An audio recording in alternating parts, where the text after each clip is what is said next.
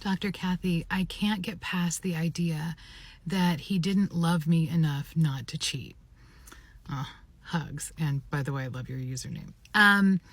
Yeah, it makes sense that you would think this, right? We all tend to think if my partner really loved me, he would never do this, or she would never do this, because, they would love me enough to not hurt me this way. And if I was enough, they wouldn't have strayed. But that is really not true. You absolutely are enough. And no matter who they were in a relationship with, they would have strayed, right? We know that many remarkable, amazing people experience infidelity, right? Think about all the celebrities you know of that have been cheated on, right? So they had plenty of money. They were pretty attractive people, right? They were talented. They had good careers. They were, lovable enough. Like, no matter who you are, no matter how you look, no matter what you do, if somebody's way of coping with pain is to cheat, then they're always going to choose that no matter what you do. So it really isn't about you. And I know that's really hard to believe. It's much more about them, right? The best thing I've heard said about why people cheat is that people cheat to become a different version of themselves. They don't cheat to be with somebody else. They cheat to become someone else.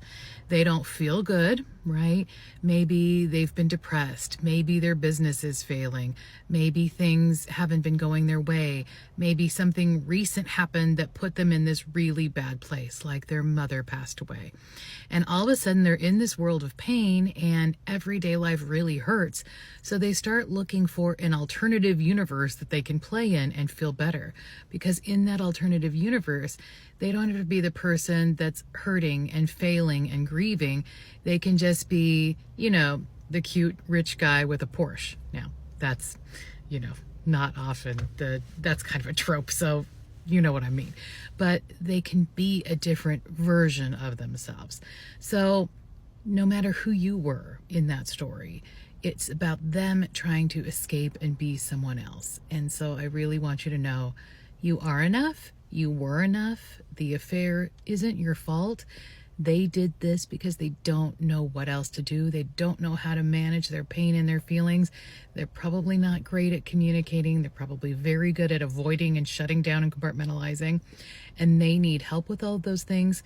It's not that you need to change. It's that they need to do that work.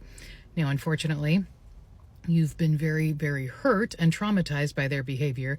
So there's some healing work that you have to do, and that's not very fair, but it's the reality. But it's not because there was something wrong with you that this happened.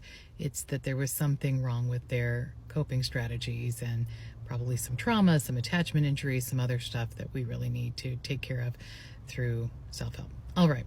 So I hope that helps. Big hugs to you, and I'll be thinking of you.